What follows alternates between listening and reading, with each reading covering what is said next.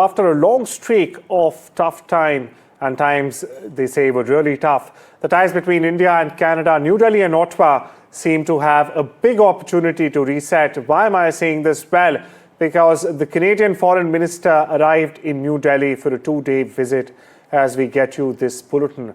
After visiting Singapore and China, Canada Foreign Affairs Minister Anita Anand is on a diplomatic visit to India to advance bilateral relations and cooperation with these countries as part of Canada's Indo-Pacific strategy or Indo-Pacific push.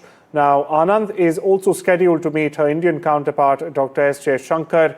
During a visit, she will also hold meetings with Industry Minister Piyush Goyal in national capital New Delhi. The discussions will focus on advancing a framework for strategic cooperation encompassing trade diversification, energy transformation, and security issues.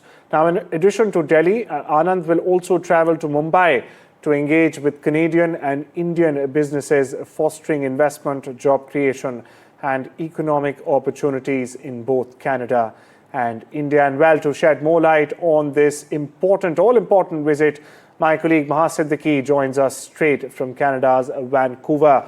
Maha, if you could very quickly sum up the high points and the important strategic points of Mrs. Anand's India visit. So, Arjun, first of all, this is a 5-day, 3-nation tour, India, China, and Singapore, and that should give us a sense of what's top of the mind for Canada here. And it is trade in the Indo-Pacific region, which has also been pretty clearly spelled out in the statement before Anita Anand left for her visit to India. Now, trade diversification is a necessity for Canada at the moment because of their relationship with the United States. They are heavily dependent on the US for trade, and they have seen some punishing tariffs coming in from the Trump administration towards them. Even as they negotiate a deal with the United States, they want to diversify their trading partners, and hence India becomes very critical as an emerging market. Now, in India, she will not only be meeting her counterpart S. Jaiswal, but very interestingly and importantly, Commerce Minister Piyush Goyal as well, and her visit to Mumbai to engage with firms with regards to trade diversification, with regards to investment in Canada, clearly gives us a sense of where this entire visit of Anita Anand is headed. But of course, between India and Canada, the issue of security is a very important one. And perhaps before trade issues can be ironed out or trade can be given a boost between the two countries, that aspects remain critical.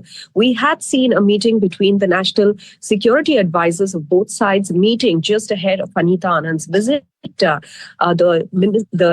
NSIA from Canada had met with Ajit Doval, and issues pertaining security from both sides, whether it's the issue of Khalistan separatism, which India says gets a political space here in Canada, which is very unsettling for India as far as Canada's issues are concerned about transnational repression as well as transnational criminal gangs. For instance, the Bishnoi gang, which has now been labeled a terror entity in Canada, these become important.